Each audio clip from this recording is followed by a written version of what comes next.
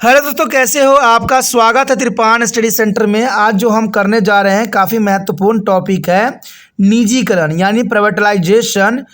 Privatisation के अंतर्गत हम इसमें हर एक बात को एनालाइज करेंगे, चाहे उसकी विशेषता हो, कारण हो, प्रकार हो, उद्देश्य हो, लाभ हो, हानियाँ हो, हर बात का एनालाइज हम यहाँ करेंगे। ये टॉपिक कई मायने में हर एक क्लास के बच्चों के लिए महत्वपूर्ण रहेगा। जो प्रोजेक्ट बना रहे हैं उनके लिए भी है, असेसमेंट बना रहे हैं उनके लिए भी है, इवन कि जो अपना प्रोजेक्ट फाइल बना रहे हैं उनके लिए भी ये काफ़ी महत्वपूर्ण टॉपिक रहेगा। और जो क्वेश्चन आंसर के अंतर्गत अपना तैयारी करना चाहते हैं उनके लिए भी ये टॉपिक काफ़ी मायने महत्वपूर्ण रहेगा। देखते हैं हमारा आज टॉपिक क्या है। यहाँ पर जो हम करने जा रहे हैं काफ़ी महत्वपूर्ण है निजीकरण। यानी निजीकरण देखा जाए तो प्राइवेटाइजेशन है जो काफ़ी महत्वपूर्ण है।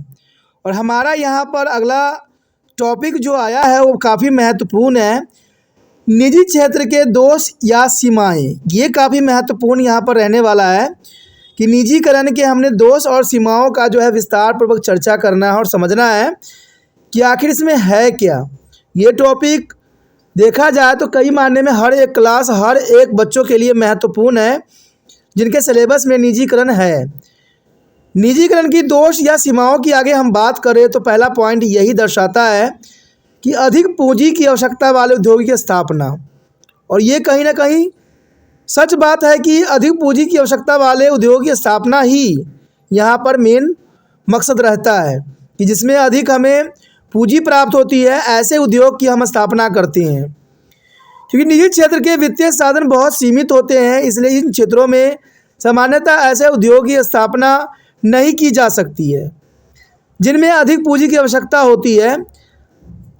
आधारभूत उद्योगों की स्थापना में इसका योगदान बहुत कम होने के कारण इसको माध्यम से देश की आर्थिक विकास को गति नहीं मिल पाती है।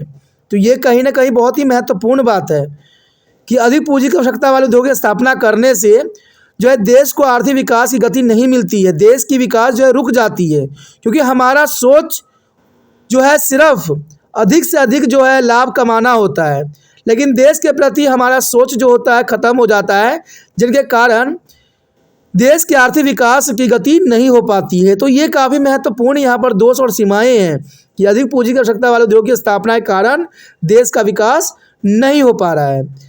आगे अगर हम बात करें नैतिकता की उपेक्षा, तो ये भी काफ़ी महत्वपूर्ण बात है। नैतिकता की उपेक्षा निजी क्षेत्र में निजी लाभ की प्रेरणा के समक्ष नैतिकता का समर्पण कर दिया जाता है। वस्तुओं में मिलावट, नकली दवाओं का उत्पादन, कम तौल, किस्म संबंधी जो है दुराचार आदि निजी क्षेत्रों में सर्वत्र पाए जाते हैं। तो ये भी काफ़ी महत्वपूर्ण बात है कि नैतिकता की उपेक्षा की जरूर जाती है और यही सबसे बड़ी दोष होती है।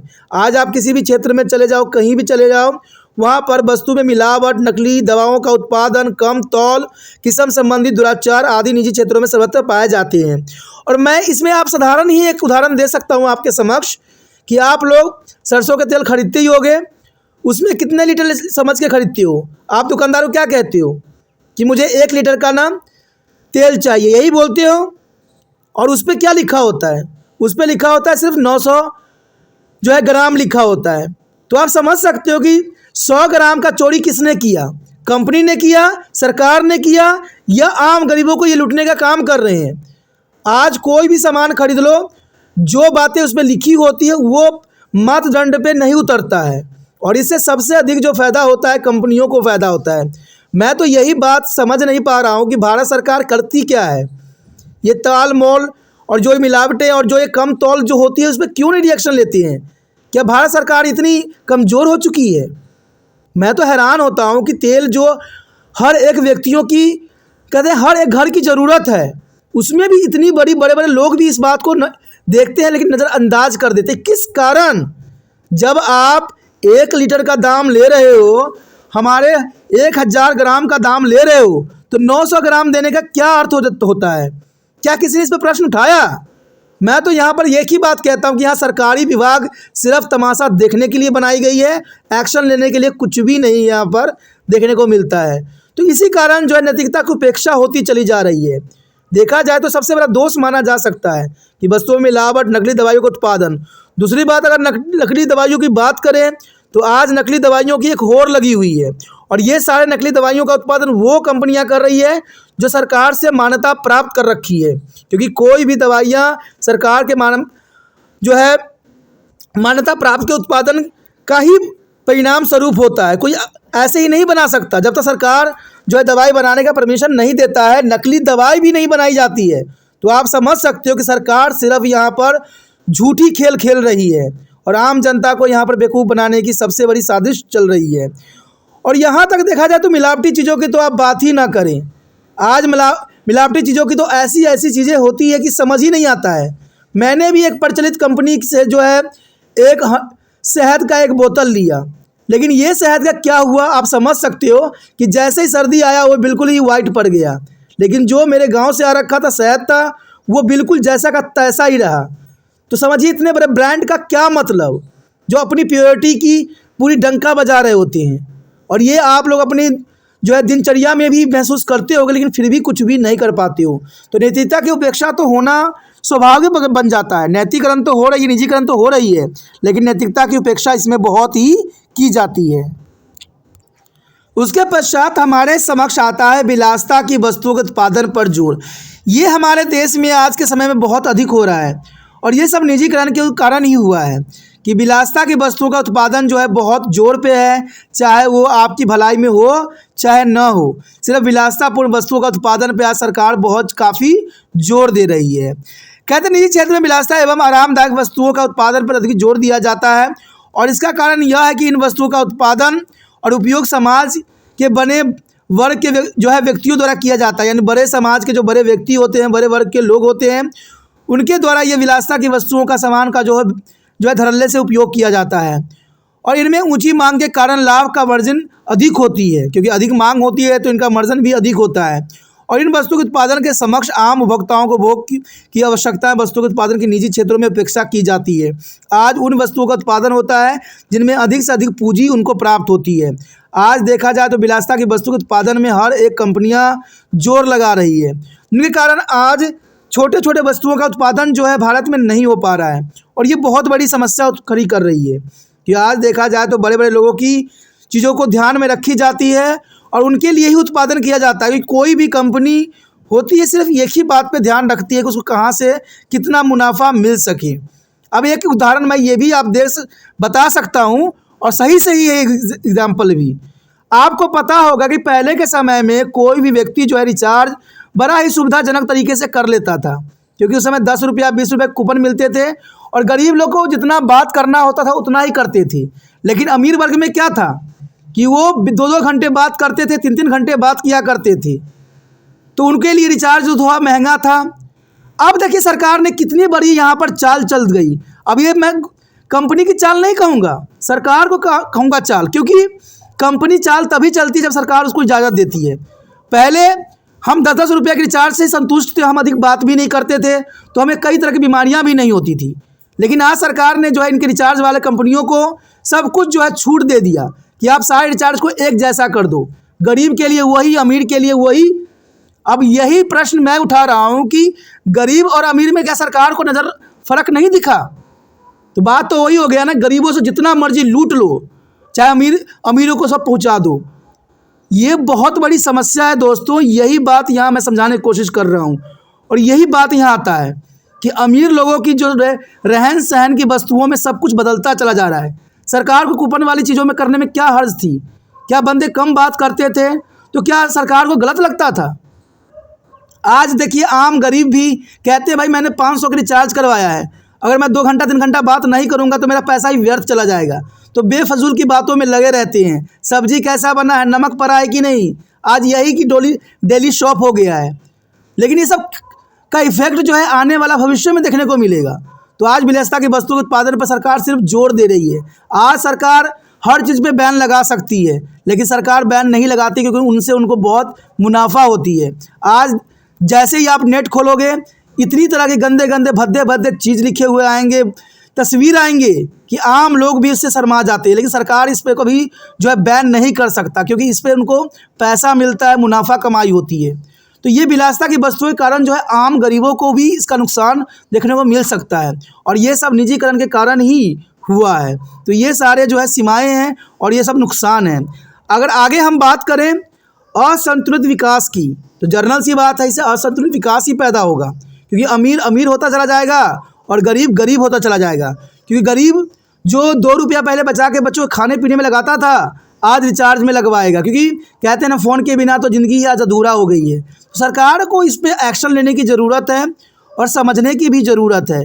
लेकिन मुझे पता है ना तो सरकार इस पर एक्शन लेगी, ना इसको सोचेगी, क्योंकि सरकार को सबसे अधिक मुनाफा तो इन कंपनियों से ही होती है।